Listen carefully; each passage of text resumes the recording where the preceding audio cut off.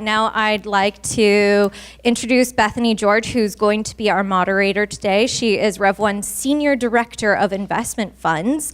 She works really closely with our featured founder, Tony Franco of SafeChain, who we're very pleased to welcome. So, without further ado, I'm going to turn it over to Bethany to give a more formal introduction of Tony. So please, let's all give them a warm welcome.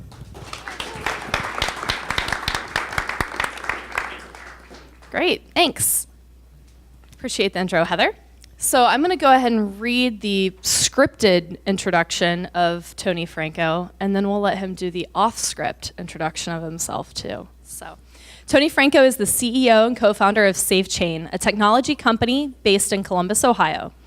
SafeChain has built a best-in-class solution for wire fraud and is working with title companies today to eliminate the risk of losing consumer funds.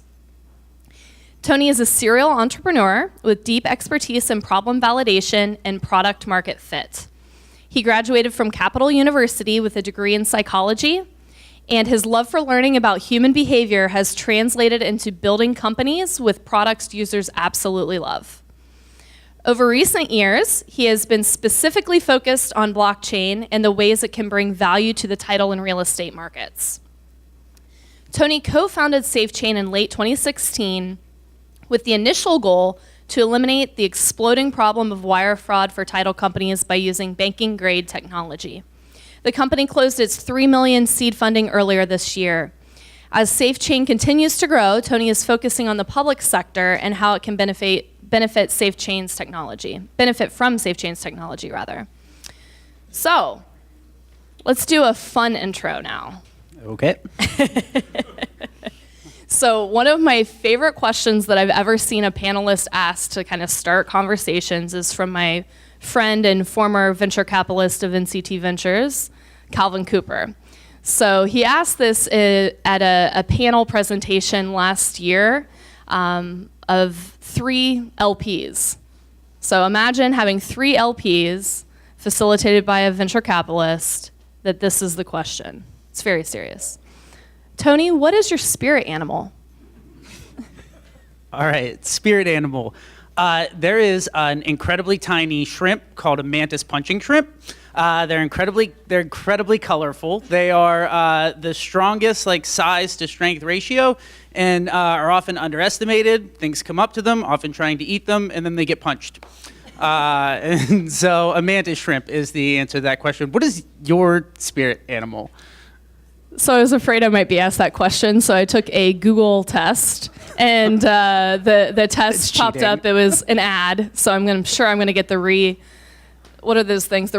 campaigns on Facebook and LinkedIn, etc. So that'll be fun to see what pops up. So my spirit animal, according to this highly scientific test, is a wolf. So my colleague Kylie said I would be something furry that runs around in the woods, so I guess that's accurate. Interesting. So the wolf, and I have it highlighted here on what this means, and I guess beware some of my colleagues. The power of the wolf brings forth instinct, intelligence, appetite for freedom, and awareness of the importance of social connections. So that sounds accurate. Yeah. And then there's also something in there about, being vicious as well, but I decided to edit that one out.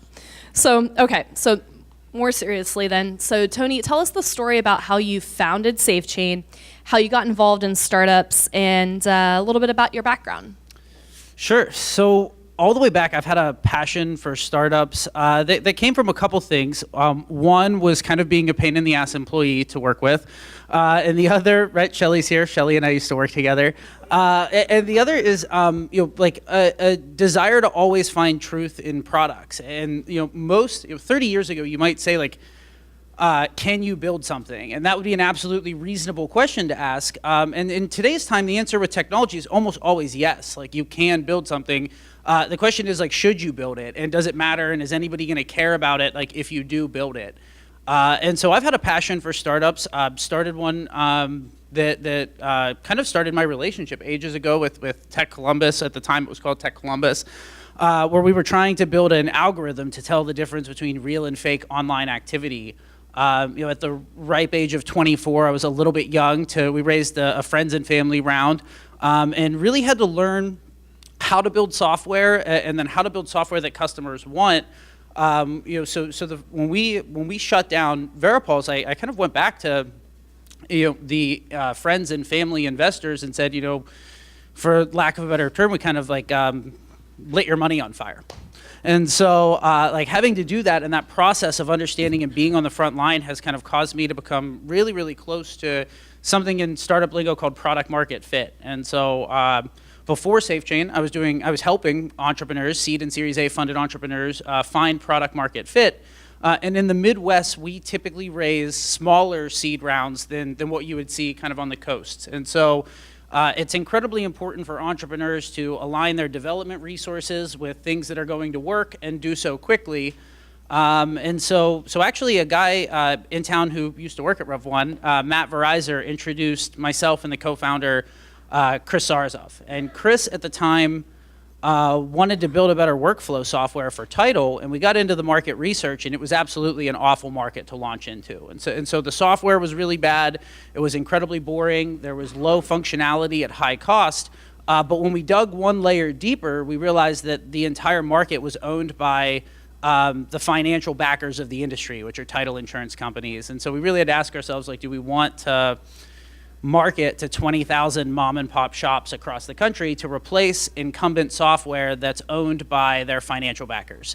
To which that answer is absolutely not. We don't want to do that. But at the time, we had known that 75% of the information that we needed kind of passed through these workflow softwares. And so we thought that we had a blockchain project.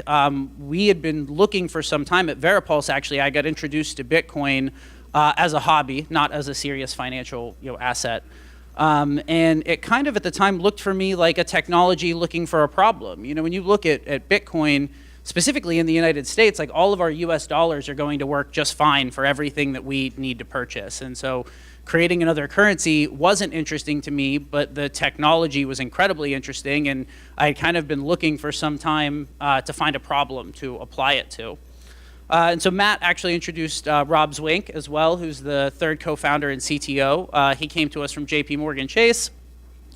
There was a month or two of getting to know each other, and he had another idea in blockchain, and we had an idea in blockchain, and so we had to kind of nicely kill his idea and convince him to join ours, and then leave what would be kind of a perfectly reasonable job at JP Morgan to take a huge risk and come on and kind of start the initial work at SafeChain. And so I would say that it's a series of combination of luck and good timing and having a group of people come together. We're obviously, Matt actually, fast forward, is with our team and works with us as the head of product now. So I honestly credit a lot of the early goings at SafeChain to him. So we got together, did a proof of concept, showed that the technology was strong enough, and then immediately put the blockchain pieces down and tried to figure out how we were going to effectively enter the market. So very cool. A lot of luck, some good timing as well. Yeah. So I want to take it back in the day. Okay. Back in the day. So tell us a little bit about, some maybe things about, why you chose to go to Capital University, how you ended up here in Columbus, Ohio. Sure. Also, maybe a little bit about, maybe just some things about growing up and life lessons that you learned. Sure. So I grew up in Pittsburgh. Go Steelers, go Penguins. And moved to Columbus, Ohio when I was in high school when my mom got a job with Les Wexner doing HR for the Limited. And so, I moved in between 9th and 10th grade, kind of did the thing making new friends, played hockey, so kind of had a set friend group, which was nice. And then I ended up going to Capital University because I thought at one point I wanted to be a lawyer. And so I, kind of went in, started taking classes, and sophomore year I got to the pre-law classes, and they were awful. I went to about 10% of my classes. It seems like a terribly boring field to. So I'm looking at your counsel I'm right now, at him too. Yeah, Alex Brown, and wondering how he feels about that. Yeah, it was just mundane. So I went to Capital by chance, ended up finding psychology as a matter of interest. They also didn't have Friday classes, which was incredibly helpful for my social schedule, which was an important factor at the time. And so, I stayed in Columbus. My parents have since moved to Cleveland and Pittsburgh, and I've absolutely loved it here. So ended up staying. And Columbus is a great place to be to start a company for a multitude of reasons. And so, happy to be here now. Cool. So when we were prepping for today's interview, one of the things that we kind of dug into was, I mentioned him earlier, Calvin Cooper, that worked at NCT Ventures. So tell us a little bit more about how you came to know Calvin and building that relationship, because NCT led the first round of capital for SafeChain. Yeah, so Calvin and I have been friends since freshman year of college. He had a group of people who threw parties, and I had a group of people who threw parties. And Capital was a relatively small school, and so we met because there's only like 3 or 4 people who were, kind of engaging, throwing parties in town. And Calvin, like from the first week that we had kind of met each other, had said, we're absolutely going to start companies, and he would describe it as kind of painting the skyline. We actually are the same age. He didn't graduate with us because he dropped out of school to start his own company. And so a semester away from graduating, Calvin, came up, discussed dropping out. I was like, you should absolutely drop out. It's an awesome idea. And so he went down to... Solid advice. Yeah. Stay in school, kids. Yeah, and I've since revised my position. I don't tell people to drop out of school anymore. But yeah, so Calvin dropped out, went down to Atlanta, tried to make a go of a music company. We'd stayed friends the entire time. He came back, I think, 2 years later, finished his degree. And then he started maybe 4 or 5 years ago at NCT. And as an entrepreneur, Calvin actually, there was a company in between Veripulse and SafeChain that most people don't know about called Audioheads. And it was a music data company trying to take data and turn it into being able to book better festivals. And Calvin, at the time, had been a year and a half in venture capital, and he came to me and said, I believe you. We were getting ready to raise money. He goes, I believe you. I think you're right about the market. I think you're going to win 100% of the market, and then we're going to go to TGA Fridays and celebrate with the $40 that you won. From taking the whole market. And so he was one of the first people who kind of like taught me how venture capitalists think about the world, right? And so, if you looked at a venture capital website, 95 of them would say founder friendly, like everyone's founder friendly. And that's something that happens from a marketing perspective, and then they talk to you and go into the back room and do the numbers and math to make sure that, they have bosses too, called limited partners. And so, Calvin really educated me on kind of how fundraising worked, and took the time to kind of learn. At one point, we were meeting 3 times a week to figure out what blockchain was and how it was maybe going to be applicable to a real business use case. And so it took maybe 10 months since the time that we started. I think we started in November, and I think NCT closed in November of the following year. And so it took maybe 100 meetings with Calvin and I to kind of learn and get our sense of a thesis on the market that we really developed together, because there was no thesis at the time. No, that's I think a really important takeaway from what you've learned in fundraising and whatnot. Is it's not as easy as it might seem when you read the press releases that just raised $3 million. It took a lot of effort to get that funding into the bank. Yeah, it's interesting. We met with 150 firms for a seed deal, and so I had only thought that we were doing well. We've 15 investors today, and so that's like 4 to 5 times better than I typically do in like the dating market. And so I thought I was doing well like the entire time, and it was. Again, 10% is great, and so it is a slog no matter what. Fundraising is hard, kind of all the time. So let's get back to talking a little bit about SafeChain then. So you talked about how you met your co-founders and a little bit about the evolution towards the beginning of the company and the fundraising. So let's talk a little bit about the first problem you're solving for the market and why this is a problem you personally are passionate about solving.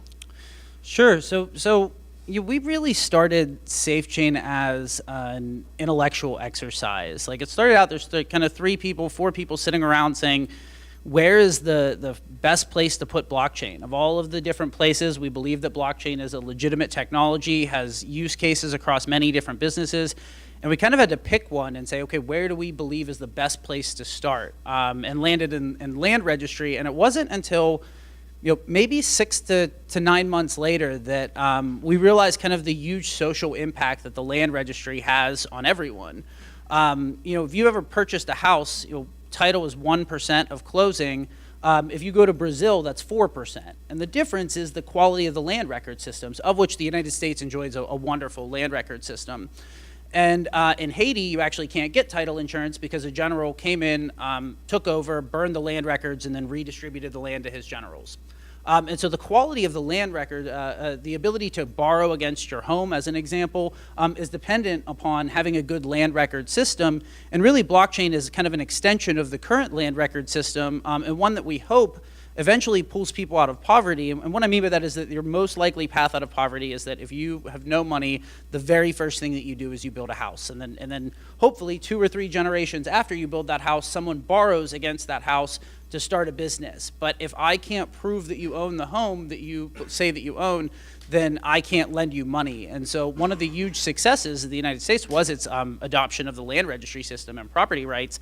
And so we really found that kind of afterwards, right? And so I don't want to say that from day one we said we're going to help pull people out of poverty. We were looking to solve an intellectual problem, and then later kind of found this larger mission that really excites everybody, is that with a standardized land registry system, you wouldn't be able to burn the land records, which again, in the United States even sounds crazy talking about, right? Like we don't have scenarios where that happens, but that's not the case across the world. In fact, many countries suffer from problems with land registry. It would be common outside of places like the United States. Absolutely. So the initial problem you're targeting right now is wire fraud, right? And Yes. then kind of the big, hairy, audacious goal is to create a company that will create 30-second real estate transactions. So it's obviously a hard thing to do a 30-second real estate transaction. There's a lot of pieces and components that have to go into making that happen. So tell us about how you came to solve the wire fraud problem first, Sure. and how that fits into your larger picture of a 30-second real estate transaction. Sure. So to do a 30-second transaction, one of the things that we have to do is identify that you are who you say you are. We call it authentication. A second step is authorization, and people think about those two things together, but they're not. And so the example that I have is I could authenticate that I'm Tony Franco, that I have access to the bank account that I say that I do, and then I could sell the Brooklyn Bridge, which I do not own. And so authorization is, are you allowed to do whatever function you're doing? And authentication is, who are you, and are you who you say you are? And so we actually looked across, we put a big whiteboard session, looked at 60 different products. There was a heated debate in which Rob and I thought that Chris was crazy, saying that we were going to start with wire fraud. But then we surveyed 60 title agencies, and we talked to all 10 of the top 10 underwriters, and wire fraud is the prevailing pressing problem in real estate transactions. Most people don't know because they don't buy a house often. It's not that, most people buy a house 1, 2, 3 times in their life. And what's actually happening is that people are hacking into realtors' emails. They're waiting sometimes 30, 60, 90 days. They're pretending to be the realtor, and then when a transaction comes, they convince you to wire your money to a nefarious entity. And you're out the down payment, or in some cases, like the entire house payment. And when these things happen, everybody freaks out. Everybody sues each other, right? So like everybody's getting sued in the transaction. The realtor, the title agent, the buyer or seller if the other party was the one who was hacked.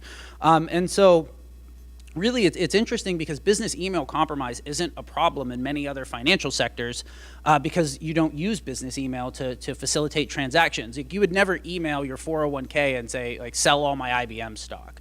Right? Like they tell you for every other financial transaction to get on and use a secure portal because we kind of know that email can be compromised like readily and fairly easily. And so title, there's kind of a bell curve of very different, there's large multi-state title offices that have great security practices, but then there's also kind of mom and pop shops that just kind of know the realtor in the one stop sign town that they're in rural America who can't keep up technology wise with like large banks. And so we saw wire fraud, or the authentication layer, as a great place to enter the market, to start making money, and realizing too that we didn't want to be on VC float for the next 10 years. And so if you don't produce a product that starts making money, you put yourself in kind of a precarious situation with investors as you try to raise a Series A or Series B. And so we really wanted to find the smallest piece that we could get started with and make money on. And we felt that authentication was something that we could build easily with like 3 or 4 engineers. It turned out it was much more complicated than that. We underestimated how hard it was going to be, but are kind of happy with the product choice. Yeah, and so it's interesting though that you talked about wire fraud being kind of like a small piece to conquer out of the 30-second transaction, but I know that a few of my colleagues and I were just doing some market research on the wire fraud escalation, specifically within title insurance or in the title space, and it's gone up something like 600% in 1 year, and it's a lot of money that's actually lost on this. It's actually an interesting quirk. If you kind of think about fraud like water, like people are it's going to find, if you plug a hole, it's going to find another hole if possible. And so actually the start of this problem happened, you remember when people put the chips inside your cards and you had to like plug them in instead of slide them? When they did that, card fraud dropped 1,000%. And we believe that from that, people started looking for a new place to defraud people and landed on the residential real estate transaction, primarily because of the unsophisticated tech users and things of that nature. So it ended up being, I think Rich Cordray, when he was running the CFPB, announced the problem 2 years ago, and since then it's gone up over 1,000%, both in attempts and in successes. We were told, and I don't have the verified statistic for that, but somebody in the industry said that there are actually groups of DART that you can fund to help defraud people. So if you were interested in investing in fraud, that is a place. I don't want to say a legitimate business. I thought you were getting ready to say legitimate. No, yeah. So that is a place that you can apparently invest in. I wouldn't be able to tell you how to do that. But yeah, so fraud is a pervasive problem, and you kind of, it's very, very hard to hack Chase's portal. It's much easier to convince somebody who doesn't like technology that you are who you aren't. And so really the secure portal is a way to stop social engineering inside real estate transactions. Yeah, and with your co-founder's experience at JP Morgan Chase, I'm sure that that's super helpful with this first product that you're bringing to market. Yeah, actually, especially with like compliance, like we deal with, even though title insurance companies are behind the times, they are in some cases publicly traded companies. And so when we had to do like backup planning, like Rob was incredibly helpful and capable because he had been through that process on the other side at JP Morgan. Some background on Rob is that he actually wrote the first 2 white papers inside JP Morgan for non-cryptocurrency use case for blockchain, and was one of the first people. If you kind of notice, what we're seeing in the field is that people are learning blockchain somewhere and then they're leaving to start companies. And so Intel lost their top 3 blockchain people, Google's lost 2, and Facebook has lost 4 in the last 6 months. And that happens as people learn these, realize that there's massive opportunities and leave. And in Rob's case, he was really, really early because he's been working on it since 2013. So while we're on the subject of blockchain, so we talked about the wire fraud application. That's more like banking grade technology applied to this specific space. So the blockchain component of the 30-second real estate transaction is kind of initially targeted towards a different market, right? You're not trying to generate revenue necessarily off the blockchain application to start. So tell us a little bit, break it down for those in the audience that I've probably heard of cryptocurrency and blockchain, but you just talked about non-crypto applications of blockchain, right? Yes. So can you kind of break down blockchain at like a 35,000-foot view? Since you've been in the plane a lot lately, maybe you have a good view. So blockchain is like a slow, crappy database that many people manage together, right? And so we're really in the very first earliest, like remember the internet, the analogy we use, remember on the internet when it took 5 or 10 minutes for a picture to download, and not 15 years later, we're streaming movies on airplanes, right? And so we believe as a company are huge blockchain believers. Right now, though, we're still in the dial-up internet phase of blockchain. And so it's going to take time for the infrastructure around that. If you think about the internet, website posters, at one point, all we had was website posters, right? And then it took a long time for Venmo and all the other awesome applications to be built. But right now, you can think about blockchain as a database that can be democratically managed. And that democratic wing could be the public, where anyone can operate, or it could be something less decentralized, like just title agents or just governments. And so, there's different degrees of decentralization. There's no right way to use the technology yet. And, 10 years in, people are still figuring out how the best way to use the technology is. And so it's simply put, a database that many people can administer, that removes the need for a trusted third-party source. The most common application that people talk about using is banking. However, we think that those specific applications are a good deal away from today. Great, great. So let's talk a little bit more about how you've grown the business to date. So how many employees are you guys at right now? 31 as of today. 31, Yeah. right. So you've told me that you've also had 0% attrition on the engineering team. Yeah, that's pretty mostly. impressive. Yeah, thank you, and mostly to Rob's credit. Rob is a prolific, he's a great leader, and so yeah, so I credit Rob with a lot of that. So what makes SafeChain such a special place to work? Sure. So at SafeChain, you're limited not by a management structure, not by our team, but by your intellectual, like, top of the line. Like, we tell people that we trust you to get decisions done. We trust our lead engineers to run projects on their own and to own the success and failure of those, and also plan for failure, right? If you're delivering 10 out of 10 projects for a startup, you're not trying hard enough. And if you're delivering 4 out of 10, like, we have a problem with your delivery. And so we want people to be taking risks so that they're not hitting every single goal. And that's hard for a lot of people. There's a certain type of people who are successful in those types of ambiguous environments. So we're very much kind of catering to the software engineer who wants to test their upper limits of their capability. And again, a lot of that is Rob. If you look at the engineering market specifically related to blockchain developers, we think that there are 100 times more funded projects than developers that know how to code them. And so we think that we're in a bear market now, but a wave of disappointment with investors is yet to come.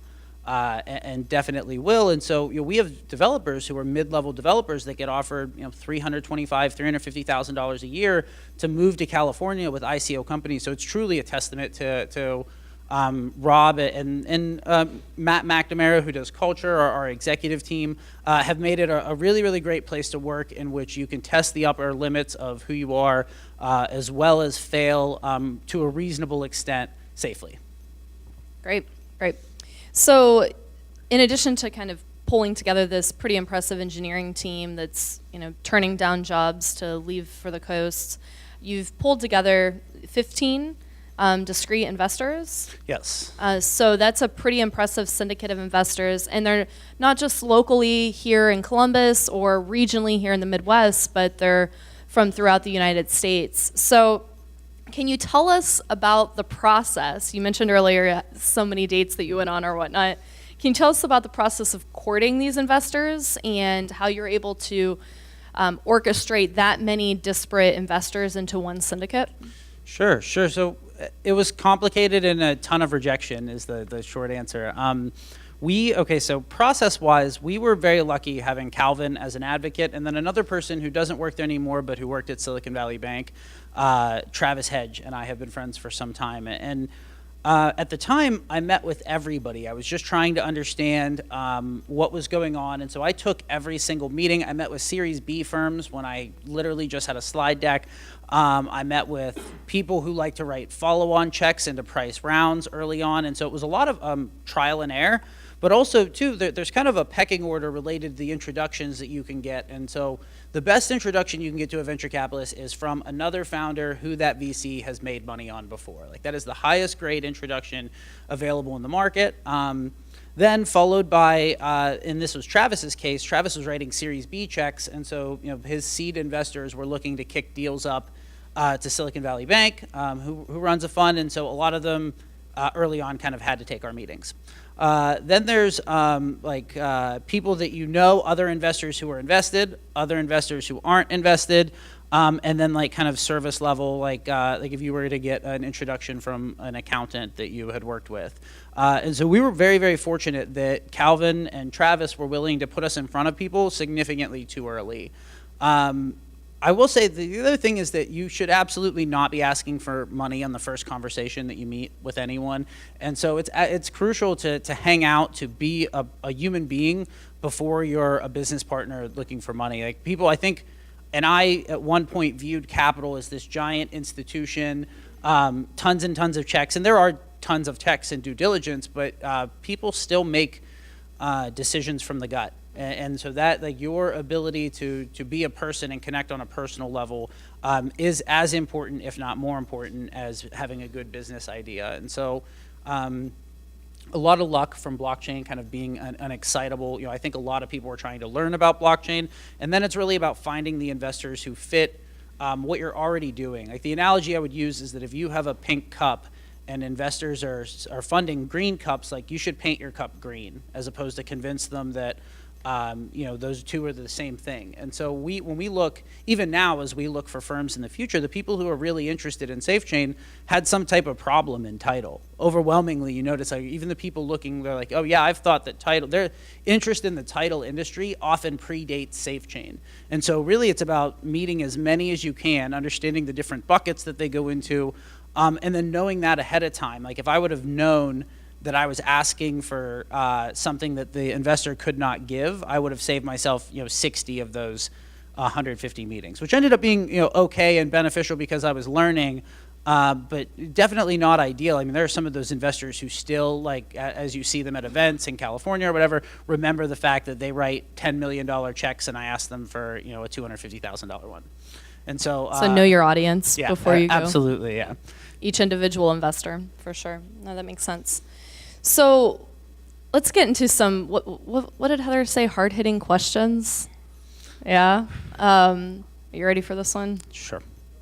So you kind of talked about one of these earlier, but tell us about kind of your lowest or your hardest experience that you've had, and it doesn't have to be with SafeChain, but with any of the companies that you've founded, and how did you get through that lowest, hardest experience? So the definite pinnacle low for my career was absolutely going back to our first angel investor who wrote us, this is at Veripulse, wrote us a $500,000 check to a couple of 22, 23, 24-year-olds. And we had to go back and say, at the time at Veripulse, when we started the company, we imminently knew that we were going to become Facebook, and so the next Facebook. And so we all moved together into the same house. Which is probably the biggest mistake I've ever made in business. When someone doesn't hit their code deadline and doesn't clean dishes, you want to there's an exponential curve for how much you want to strangle them. And so we were mad. I started the company with some of my best friends, and we hated each other. At the end of Veripulse, we had to go back to one of our friends' dads and say, hey, we lost this money. And it was definitely the hardest thing that I had to do. Everybody was mad at each other, and it wasn't until there was a guy who kind of taught a couple people in town how to do product market fit. His name's Mike Blackwell. And he basically forced us to figure it out. He kind of sat down and said, if you let this ruin a friendship, it's on you, and it's your behavior choices that are causing you to continue to have this be a problem in your life. And it took maybe 6 months for all of us to kind of get together, realize that no one died over a bad business decision. Like, it was certainly unfortunate to lose that amount of money. But something that wouldn't be a gating issue for all of us to become friends. And so really the lowest point, I was really fortunate and have been fortunate to have really good mentors and people who are there, and sometimes they're helping with business stuff, but sometimes they're like a part-time psychologist. And that was absolutely the case with Mike. He made sure the three of us got together and said that you guys absolutely should be friends, and if you choose not to, know that that was a personal choice that was in your control. And so we got really good advice, and we're fortunate to have it. That's a really good segue to the next question that I wanted to ask, which was, you've told me on several occasions that sometimes the advice that you get from trusted advisors, mentors, et cetera, investors is more valuable than the capital that they've put into the company. So you've had a pretty broad, diverse syndicate, and you have multiple advisors that you're working with that haven't invested in the company. So can you share with us some of those nuggets of wisdom that you can give to the audience on what you've learned from those investors or advisors? Yeah, so you should think about, there's advisors and investors. Investors, you need to think about like customers. Not any one customer is correct all the time, but if you ignore all your customers, you'll be out of business, right? And so investors, you need to take it with a grain of salt, but know that they've seen oftentimes hundreds of companies, whereas you're solely focused on one. And so I would never tell anyone to ignore investors. I would also tell them that the answers can't come from investors. And if your investors are telling you what to do with your company, that's indicative of a larger problem. Related to advisors, you want advisors who are very clear about the things that they know and the things that they don't. And a really, really good advisor will say, this is my experience, here's why it matters, and here's how I see it, analogous to the situation that you're in, as opposed to some people who like to be around startups and who advise you. There are a good amount of false prophets in any community, and I would tell people to be really, really careful of those false prophets and push on advisors to tell you the experience that led them to the advice that you get, and you'll get much, much better advice. And also, as far as recruiting them, like that is effectively the CEO's job. Like your job is to pull people who will tell you. We've had advisors who definitively say, I think you're absolutely wrong about what you're doing, and that's really valuable advice too. I think that people don't forget how much honesty is a cost to the person giving the honesty as well. And so you need to build that relationship with them, not take all of their advice at face value, but certainly know that like you're paying attention and willing to listen to the stuff that they have to say. Absolutely. So let's see here. Do you want to talk about the government, or do you want to talk about fun, exciting things? Fun, exciting. I can touch on it briefly if you like. So I joke, but obviously the government is a very important stakeholder that you're working with as you build SafeChain, and you're getting advice from various organizations that work extensively with the government on how to help grow your business from the blockchain component with the government entities. So tell us a little bit about working with the government and what you've learned from some of your advisors that are helping you there. Sure. This would probably be the biggest area of misconception, where I went into the business thinking it was a certain way, and I was close to 100% wrong. I thought that people were going to be resistant to change. I thought that government officials were not going to want to look at technology, and I thought that government officials were effectively there to keep things the same, and that was really my naive understanding of the government. Like the government is just a slightly different business stakeholder, and so there are forward-thinking government officials, and there are people who aren't, and that's like I feel like that's any section or market. And so I went in thinking that I was going to hate all of these conversations, and it turns out that there are a lot of great people who are just trying to do their job very, very well, and if you can show them something that works to make something better, that they're willing to talk to you. The caveat there is that they don't, the truth is they don't like to take a lot of risk, and so it's on you to build the first product. Like if you do not have a built product, you're going to either need to have a great relationship, or you're going to have to walk in on day one and show them how something works and how it's relatable to them. And so we've had a ton of success. We're working with 5 local governments across Ohio right now,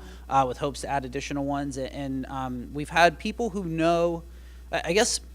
Last year, I went on vacation and I took a list of everything that I would have to do this year that I haven't done before, and government was one of them. And so, kind of going headlong into that, we found groups that could give us advice, and frankly paid them to learn quickly about the government. And that was an awkward point with investors, because they were saying, really you should be doing this yourself.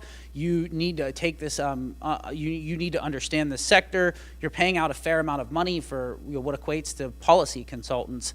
On the other hand, we were right about that bet, and we would not have been able to know across 88 counties what are the 6 counties that are most likely to implement this technology. That's something that you would have to know ahead of time. Like I can't think about how I could work backwards to realize that Washington County, that does 1,000 transactions a year, was going to be a great partner, and they are.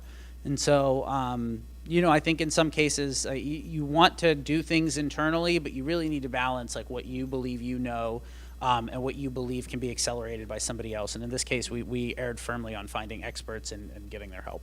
Fantastic. So I wanted to also point out, it might be hard for those in the back of the room, that Tony's on brand today with his spirit animal and his choice of shoes. Oh, yeah. So we've got some Nikes that have bright green, purple, blue. Yeah, they're pretty peach. sweet. Yeah, so matches that shrimp that we talked about in the beginning of the conversation. So I want to wrap up, and you just briefly talked about how last year when you wrapped up the year, you developed a list of things that you hadn't done yet in your entire life, that you would have to learn about and do in 2019. So I want to kind of take a little bit of a different spin on that and say, what do you want to do in 2019 that you've never done before? And what do you have to do in 2019 that you've never done before? Yeah,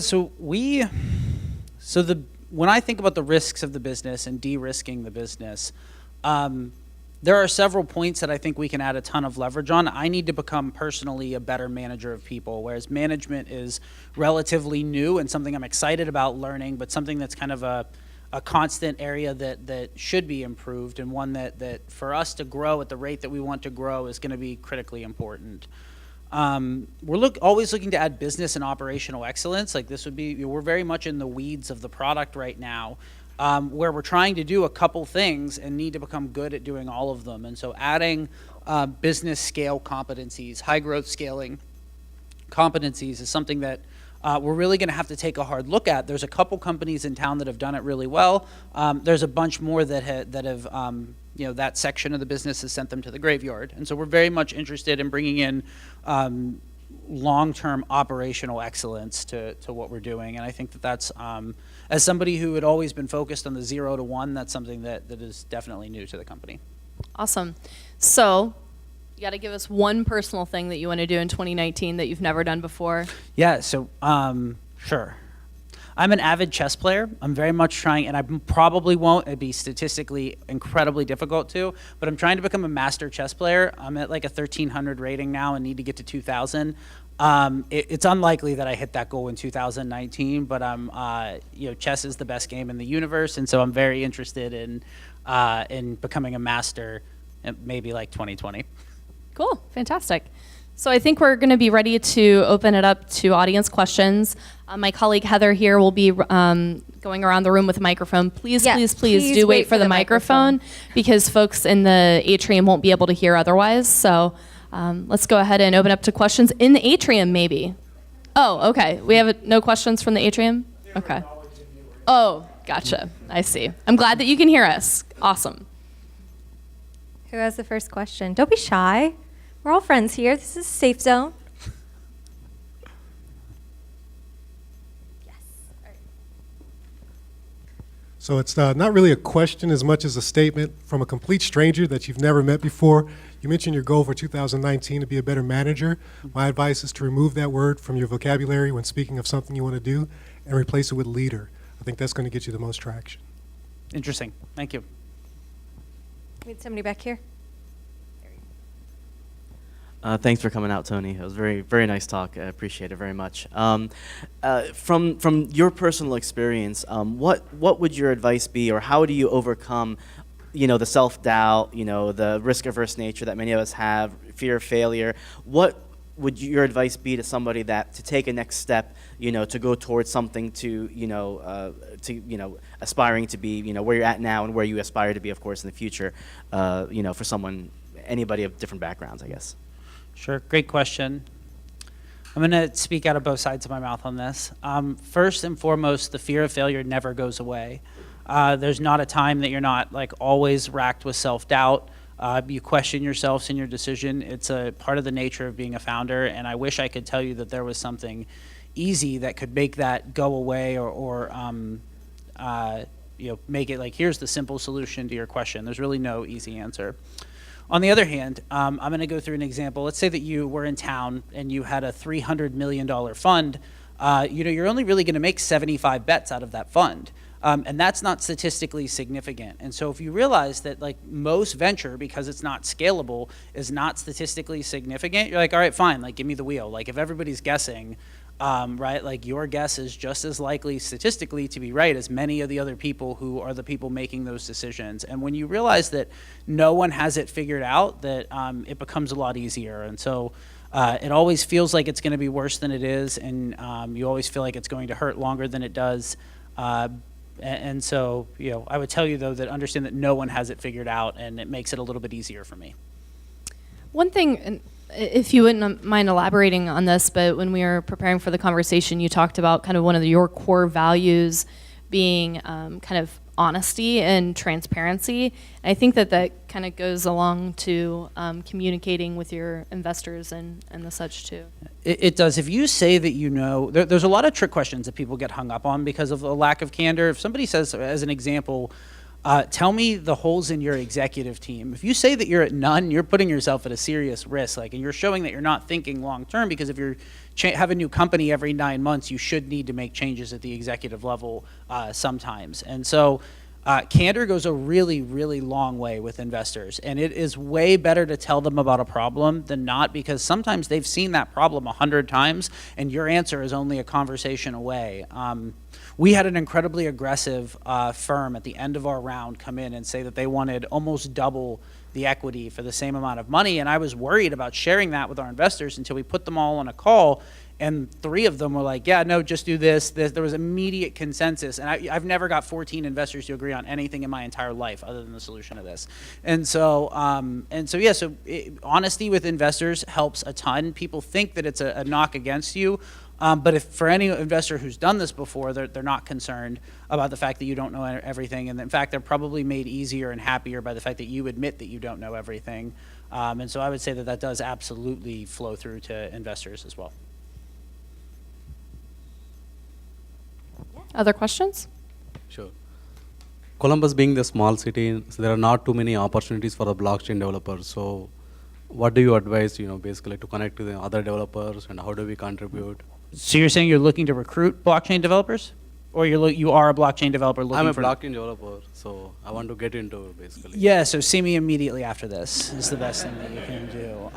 No, there are... the hardest thing for you as a developer is going to be sniffing out companies that are going to work and not work. That's any startup though, right? Like, is a startup smoke and mirrors, or does it have a legitimate chance to succeed? And so your task will be understanding a roadmap, how it applies. The also thing that I'll caution you on is that, like, at least for SafeChain, if we have 15 engineers, 6 of them are working full-time on blockchain related stuff. And so there's a lot of ways to end up on a team and kind of learn tangentially through that. You really have to decide, when people say that they're expert developers, like that's tough in this market. There's not a lot of projects that would merit people being experts.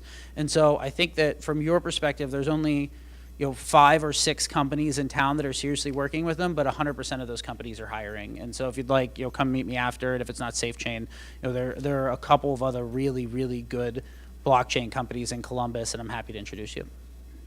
Thank you.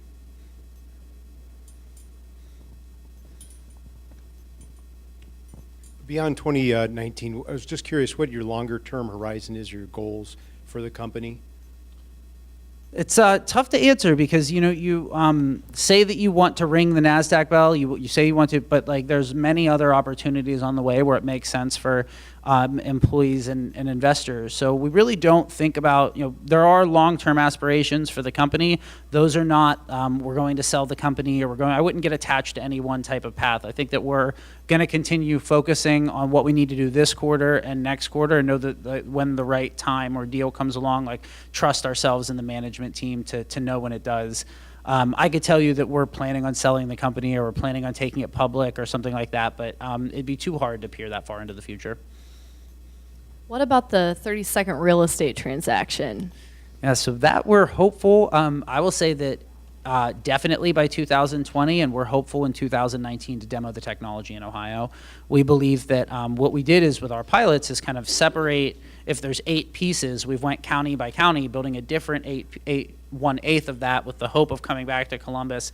And there will be political challenges, but one of the challenges won't be that it's a proven technology. And so in 2019, we intend to demo it in Columbus, Ohio, definitely by 2020.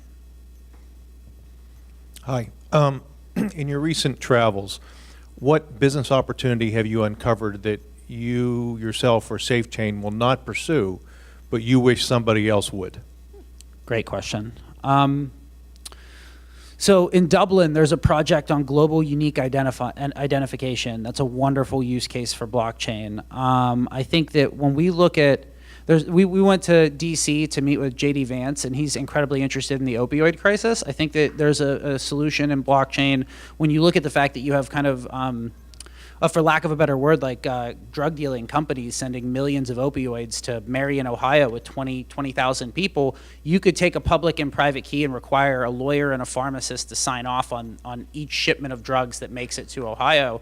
I think that people would be less likely to send boatloads of prescription drugs if we like had a record of who they were forever. And so I'm optimistic that governments and communities utilize blockchain to audit and control some of the things that they don't want in their communities. And we're not personally going to build that, but we'll be excited to work with any company that was. We know that in the new administration, opioid use is a major point for them to focus on, and so we would be really excited if somebody would take up that opportunity. So you have a lot of investors, and I think they're pretty geographically spread out. So could you just talk about how you work with them after the investment, and like how often you're giving them updates, how often you're meeting with them, all that kind of stuff? Great question, and one that kind of varies, right? Like on one end of the spectrum, we have Arjun, who was at Social Capital, now he's at Tribe. He wrote us a check and then we didn't hear from him. He was writing, a couple of those $100,000 checks a week. And that's one type of investor. And then another type of investor on the other side of the scale meets with you every week. And so I was meeting with Calvin 2-3 times a week at some point, and it really comes down to the investors. We do quarterly updates, if not calls. And so there's no standard do this amount of times. We have a board meeting every quarter. And this is something interesting that you've done compared to some other companies, right? Depend on the level of the check size. You pretty much open the boardroom so that most of the investors could participate as an observer on the board.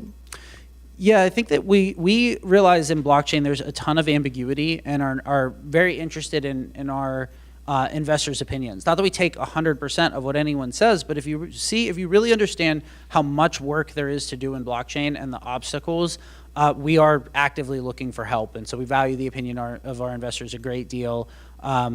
We take members of our director level teams and bring them to board meetings. We generally believe that we're trying to be as transparent as possible without giving trade secrets away.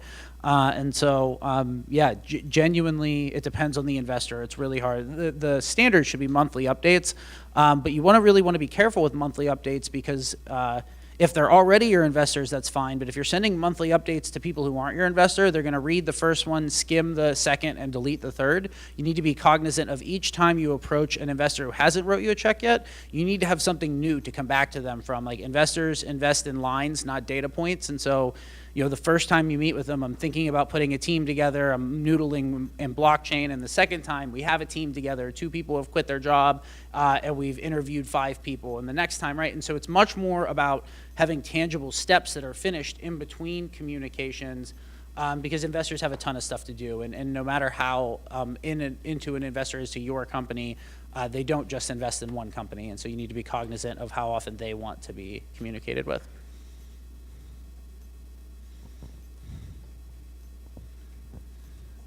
So I work in banking, done a lot of real estate transactions, seen a couple of those wire frauds and even more attempts. So just curious how the conversation goes when you're talking to a title company or a realtor, if you could elaborate a little bit more on their feedback on the service. And Great question. It's complicated to answer. People don't like changing processes. The push related to us is that if a title company sends $50,000 to the wrong place, they're going out of business in a lot of cases. And so it's a situation in which we talk to either people who are in the top 5% of technologically competent realtors, banks, and title companies. And then there's another side of the spectrum that they've sent money to the wrong place and they're freaking out. And they have to get something in place immediately. And so we really hit both of those customers. Now that realtors have started to become financially liable, because if you think about a pie chart of wire fraud inside a transaction, realtors are 80% of it, right? Only 20% is coming from the title companies. But even in those realtor cases where they're at fault, everyone's still getting sued, right? And so, it's a conversation. It's difficult to change workflow. We tell people if you really want to do something important and you don't want to mess it up, do it at the beginning of the transaction instead of 5 minutes before you have to close. But again, all change is difficult, and I would say that the results have been varied. One of the things, and you can elaborate on this as much as you want to, but I remember early on when you were talking about launching the first product, some of the feedback that you got from the agencies was that they didn't want to change their workflow, right? So they're using the software that was offered by this company, and they're like, we don't want to do this other software on the side, but if you can make that software integrate with our current workflow, we may be more interested. Yeah, it's the difference between the core product and the whole product, right? The core product, the first one we built was just the technology, but if you think about what goes around that core product, training, support, integrations, and so we integrated with the market leader, SoftPro, and 45% of all real estate transactions go through SoftPro. 95% of our customers today are through SoftPro. In fact, we actually have large agencies who use different softwares in different parts of the country, and they're only interested in the SoftPro transactions while we finish integrations with the other two leading softwares. And so a CEO can say, I want to stop wire fraud, but he didn't say add 15 minutes a transaction, right? And so if you're doing 1,000 transactions, 15 minutes is a ton of time, and so the integration is a necessary piece. And so, we kind of launched in January, knew that people were asking for the product, and then still heard crickets and realized that it was because we need to integrate this. And we launched that integration on August 24th, and have since signed up like 720 seats related to the integration. And so it's a critical part of the software that we really learned Q1, Q2 of this year.